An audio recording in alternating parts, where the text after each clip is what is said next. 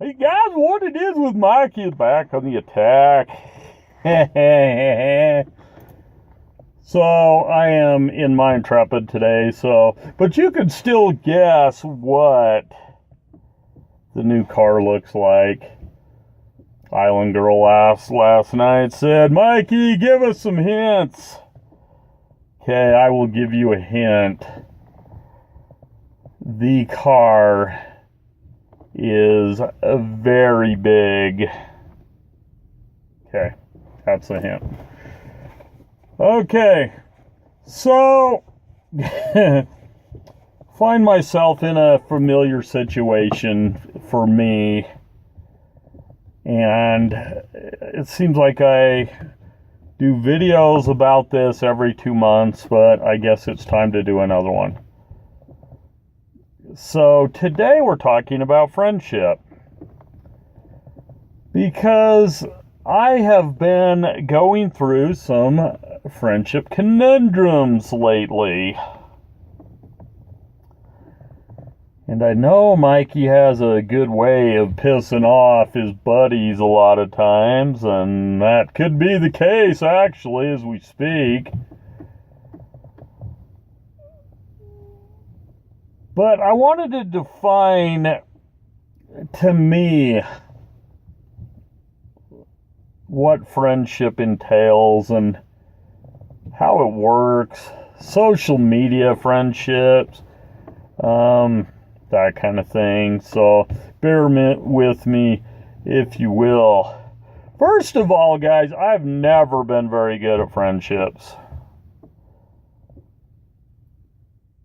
I have had friends up and just vanish in midair.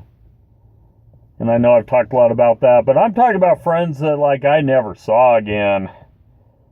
Had a lot of that when I was younger. And I'm finding out, as you get older, friendships don't get any easier. And this is the other thing I found out, and this is the main crux to what I want to talk about today. I may have mentioned this in another video or not. I'm sure I have, because of all the times I've talked about this. But mental illness friendships are freaking insane, people. I mean, we all need to be locked in a rubber room and iron all this crap out. Because I swear, guys, I have never had friendships as mean, as ruthless, as cutthroat, as scrappy, as catfighty, as holy crap, as I have had with other mentally ill people. We know how to throw down. And I think there's a lot of reasons for that. I think a lot of us are backed into a corner, for one, so we're petrified all the time. We got the guards up, ready to go, because we're afraid of everything. I think another reason is because a lot of us have no self-esteem or self-confidence, and so we're always worried about what somebody's going to think of us or say about us. And I think also that mental illness is a very complicated disease that a lot of knowledge has not been found about yet. And all of us deal with a different form or kind of mental illness. So when we're trying to associate with one another, let's say two of us may be bipolar. Let's say I'm dealing with another bipolar.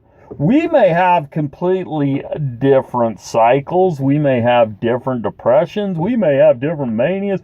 Everything could be different. Plus, you throw in the core-bred illnesses. And so, a lot of times when we think we're on the same level or the same plane, maybe we're in a completely different place. Now, you could say, Mikey, that happens to everybody, and it does. But mentally ill people, man, because our emotions are so much on our sleeves, and the things I mentioned before, man, it is tough. I've read so many books and articles and on friendship in mental illness, and How can you have somebody as a friend, you know? How can you improve friendship? How can you have friendships with quote-unquote normal people? And honestly, now that I think about it, most of them that I see are related to mentally ill people dealing with the outside population. I think that's an au contraire, like I said. I think more studies need to be done about mentally ill people associating with one another, because I think that is a very, very interesting dynamic in and of itself. As I said, I've had friendships where I didn't understand the other person. I didn't get what they were spinning. I didn't understand what they were saying. They were quote unquote normal. But man, since I did a group and have some friends on social media now, oh my goodness, guys, it is, you better come frickin' teeth glaring and ready to roll sometimes in these little fights. Or it could just be an interaction. The other point I want to make is I think that many of us, because of things I've talked about, get offended very easily. It's almost like we're looking for a reason to be offended. And when you put that with social media, the other person cannot see the attitude you're in when you send it, or your expression, or the way you're feeling at the time.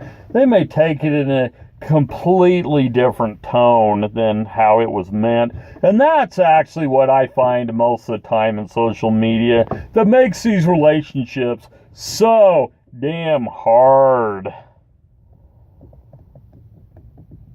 Is you cannot see that other person.